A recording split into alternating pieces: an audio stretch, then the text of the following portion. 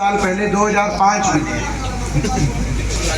जब मैं पहला चुनाव लड़ रहा था लोकसभा का अपने जीवन का, तो उस समय जब मैं आपके बीच में आया था तब मैंने एक बात कही थी कि मैं भाषण नहीं दूंगा, क्योंकि आने वाले समय में मेरी बात बोलने तो उसका कोई मायने नहीं, लेकिन अगर आने वाले समय मेरा काम बोले तो आप मेरा साथ दे देना। मैंने एक बात ये कही, यह आपको याद होगा, और आज भी मैं वही बात कहना चाहता हूँ। राजनीतिक और किसी भी जनप्रतिनिधि के आकलन करने के दो पैमाने होते हैं, उसका काम और सार्वजनिक जीवन में उसका आचरण।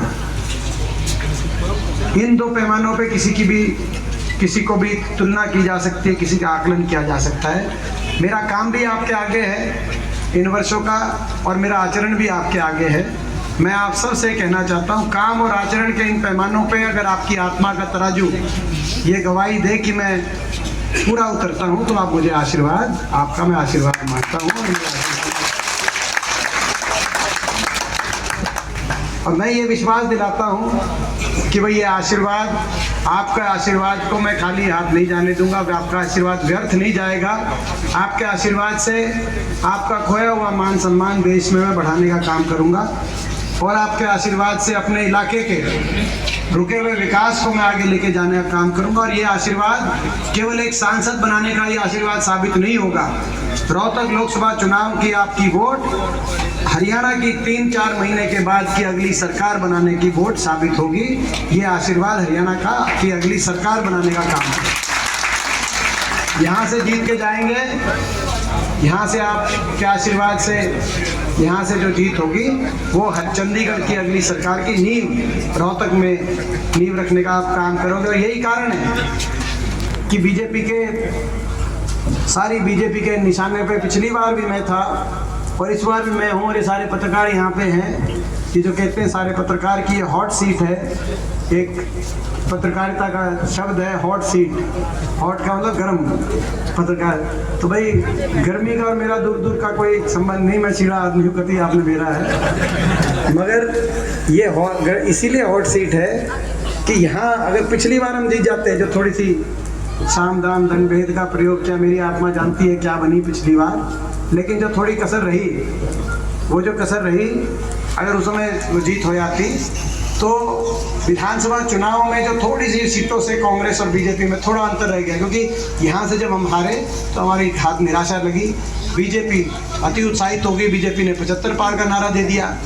75 पार तो होने नहीं थे क्योंकि लोग दुखी थे उनसे, लेकिन उनकी 40 सीट आई, कांग्रेस की 31 सीट आई, और वो थोड़ी सीटों का फर्क रहा, और फिर दुष्यंत चौटाला ने समर्थन देकर सरकार बना दी।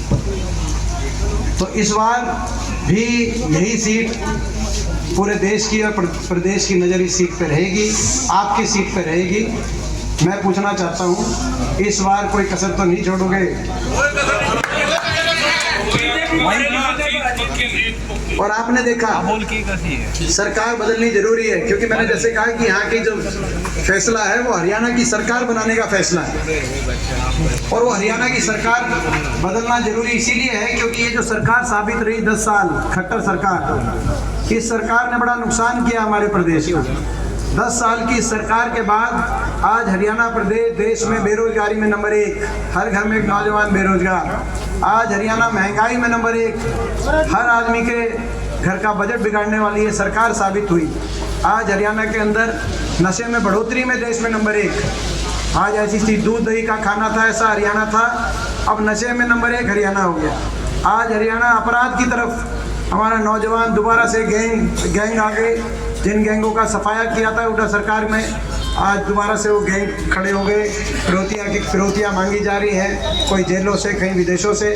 स्थिति, कानून व्यवस्था की स्थिति खराब हो गई। आज हरियाणा को विकास की पटरी से उतारने का काम इस सरकार में हुआ, पूरे प्रदेश में कोई काम नहीं हुआ। मैं अपने इलाके की एक उदाहरण देता हूँ। हमारे इस इलाके में आपको याद है जब अपनी सरकार आई उससे पहले क्या स्थिति थी? अपने इलाके में बहुत आपके और हमारे मन में टीस थी, जब हम छोटे छोटे जब हम पढ़ाई करते थे, स्कूल कॉलेजों में जाते थे, कि हमारा इलाका भी दिल्ली के उतना ही नज़दीक है जितना नोएडा और गुड़गांव, मगर ये इलाका आगे क्यों नहीं बढ़ रहा। बहुत बड़ी टीस थी, सरकारें आती थी, लेकिन हमारे इलाके की तरफ कोई ध्यान नहीं देता था। फिर 2004 में जब हुड्डा साहब के हाथ में आई, इस इलाके के एक बेटे के हाथ में हरियाणा की कलम आई, तो हमारे इलाके की तस्वीर सुधरने लगी। बहादुरगढ़ मेट्रो से जुड़ा तो झज्जर रेल से जुड़ा, कहीं हाईवे 4 लेन हाईवे बने तो कहीं बाईपास बने, कहीं इंडस्ट्री का एरिया आया तो कहीं पैनासोनिक आया तो कहीं योकोहामा आया, कहीं थर्मल के कारखाने लगे तो कहीं अलग अलग हर क्षेत्र के अंदर कहीं स्टेडियम बने। गांव के अंदर शहर के अंदर विकास का पहिया घूमने लगा। मैं पूछना चाहता हूँ उन 10 वर्षों में अपने एरिया में विकास होता और तस्वीर बदलती आपने देखी थी कि नहीं देखी थी? मैं आपसे अपना इलाका आगे गया। लेकिन मैं एक उदाहरण देता हूँ, राज जाने का कितना नुकसान हुआ, पूरे प्रदेश को तो हुआ मगर अपने इलाके को खास तौर पर। जब अपनी सरकार थी तो हमने 17 अपने इलाके के 17 शहरों में और कस्बों में बाईपास बनाए थे। पहले एक भी बाईपास नहीं था, रोहतक का भी बाईपास नहीं था। पर जब सरकार अपनी आई, हुड्डा साहब के हाथ में कलम आई, तो अलग अलग अपने क्षेत्र के अंदर हमने बाईपास बनाए। पहला रोहतक में बनाया, फिर बहादुरगढ़ का बनाया, फिर सांपला का, फिर बादली का, फिर झज्जर का बाईपास बना। आपको यहाँ झज्जर का भी नहीं था बाईपास, फिर झज्जर का बाईपास बना, फिर छारा का बाईपास बना, फिर उसके बाद कोसली का बाईपास बना। 17 बाईपास बने। और 17 बाईपास बनने के बाद 2013 में 14 में जब सरकार बदली उससे कुछ महीने पहले मैंने 4 बाईपास और मंजूर कराए नेशनल एनसीआर प्लानिंग बोर्ड से।